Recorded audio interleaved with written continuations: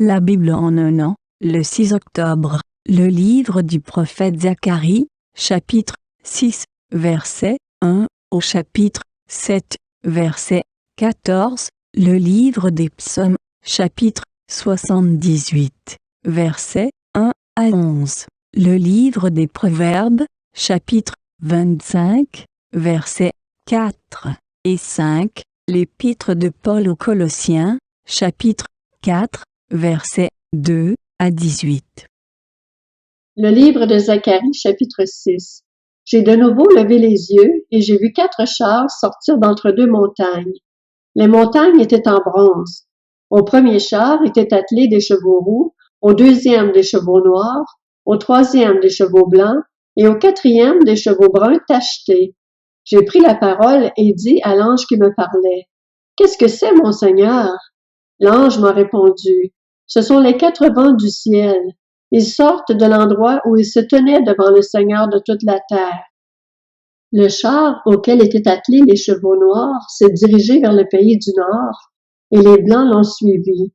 Les tachetés se sont dirigés vers le pays du sud. Les bruns sont sortis et ont demandé à aller parcourir la terre. L'ange leur a dit, « Allez parcourir la terre. » Et ils ont parcouru la terre.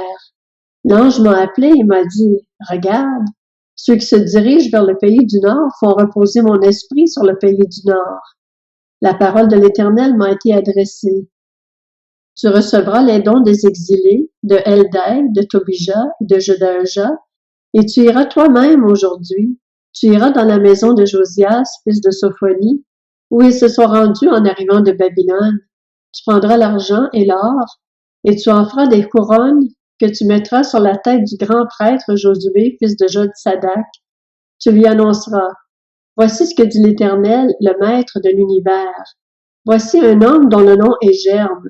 Il germera à sa place et construira le temple de l'Éternel. C'est lui qui construira le temple de l'Éternel. Il portera les insignes de la majesté. Il siégera sur son trône pour dominer et sera prêtre sur son trône, et une parfaite union régnera entre les 2 fonctions. Les couronnes sont un souvenir pour Élem, Tobija et Jedaïja, et pour En, le fils de Sophonie, dans le temple de l'Éternel. Ceux qui sont éloignés viendront construire le temple de l'Éternel. Alors vous saurez que l'Éternel, le Maître de l'univers, m'a envoyé vers vous. Cela arrivera si vous écoutez la voix de l'Éternel, votre Dieu. Le livre de Zacharie, chapitre 7. La 4e année du règne de Darius, la parole de l'Éternel fut adressée à Zacharie, le 4e jour du 9e mois, qui est le mois de Kislev. La ville de Béthel avait envoyé Sharezer et Régem-Mélec avec ses hommes pour implorer l'Éternel en disant aux prêtres de la maison de l'Éternel, le Maître de l'univers, et aux prophètes, « Dois-je pleurer le 5e mois en me privant comme je l'ai fait tant d'années? » La parole de l'Éternel, le Maître de l'univers, m'a été adressée. Dis à tout le peuple du pays et aux prêtres, quand vous avez jeûné et pleuré le 5e et le 7e mois, et cela depuis 70 ans, est-ce pour moi que vous avez jeûné? Et quand vous mangez et buvez, n'est-ce pas pour vous que vous mangez et buvez? Ne connaissez-vous pas les paroles qu'a proclamées l'Éternel par les premiers prophètes, lorsque Jérusalem et les villes qui l'entourent étaient habitées et tranquilles, et que le sud et la plaine étaient habités? La parole de l'Éternel fut adressée à Zacharie. Voici ce que disait l'Éternel, le Maître de l'univers. Rendez la justice conformément à la vérité, et agissez l'un envers l'autre avec bonté et compassion. N'opprimez pas la veuve et l'orphelin, l'étranger et le pauvre, et ne méditez pas l'un contre l'autre le mal dans votre cœur. Mais ils ont refusé d'être attentifs, ils se sont révoltés, et ils ont endurci leurs oreilles pour ne pas entendre. Ils ont rendu leur cœur dur comme le diamant, pour ne pas écouter la loi et les paroles que l'Éternel, le Maître de l'univers, leur adressait par son esprit, par les premiers prophètes. Alors l'Éternel, le Maître de l'univers, s'est enflammé d'une grande colère. Quand il appelait, ils n'ont pas écouté. C'est pourquoi, dit l'Éternel, le Maître de l'univers, je n'écouterai pas quand ils appelleront. Je les ai dispersés parmi toutes sortes de nations qu'ils ne connaissaient pas. Le pays a été dévasté derrière eux. Personne n'y passait, personne n'y revenait. D'un pays de délices, ils ont fait un désert. Le livre des Psaumes, chapitre 78. Cantique d'Asaph. Mon peuple, écoute mes instructions. Prête l'oreille aux paroles de ma bouche. J'ouvre la bouche pour parler en parabole. J'annonce la sagesse du passé. Ce que nous avons entendu, ce que nous savons, ce que nos pères nous ont raconté, nous ne le cacherons pas à leurs enfants. Nous redirons à les générations futures les louanges de l'Éternel, sa puissance et les merveilles qu'il a accomplies. Il a établi un témoignage en Jacob, il a mis une loi en Israël, et il a ordonné à nos ancêtres de l'enseigner à leurs enfants, pour que la génération future, celle des enfants à naître, la connaissent, et que, devenus grands, ils en parlent à leurs enfants. Ainsi, ils mettraient leur confiance en Dieu, ils n'oublieraient pas la manière d'agir de Dieu et respecteraient ses commandements.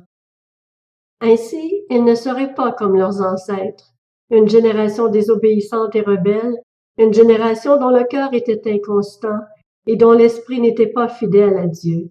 Les hommes d'Éphraïm, armés de leur arc, ont tourné le dos le jour du combat.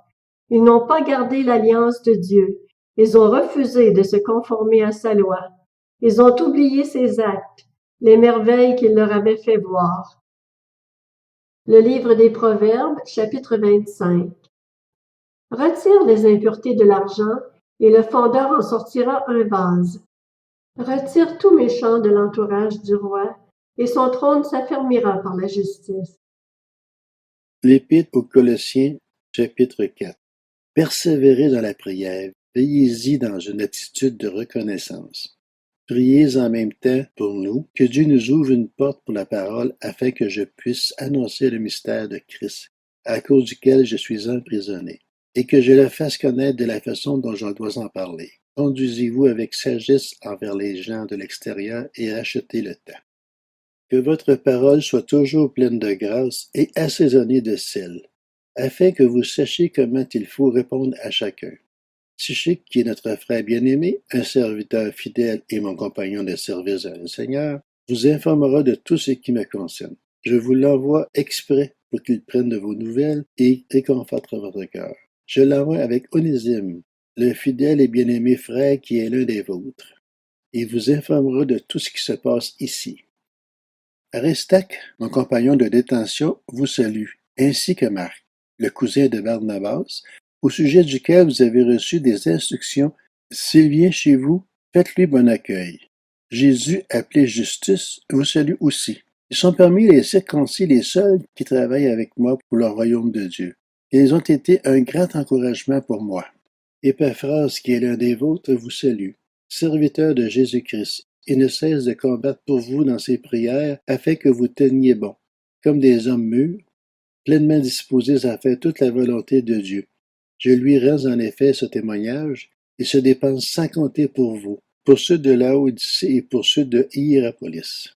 Luc, le médecin bien-aimé, vous salue ainsi que Démas. Saluez les frères et sœurs qui sont à Laodicée ainsi que Nymphas et l'Église qui est dans sa maison. Lorsque cette lettre aura été lue chez vous, faites en sorte qu'elle soit aussi lue dans l'Église des Laodicéens. Lisez à votre tour celle qui vous arrivera de Laodicée. Dites à Archippe, veille sur le service que tu as reçu dans le Seigneur afin de bien l'accomplir. Je vous salue, moi Paul, de ma propre main. Souvenez-vous de ma condition de prisonnier. Que la grâce soit avec vous.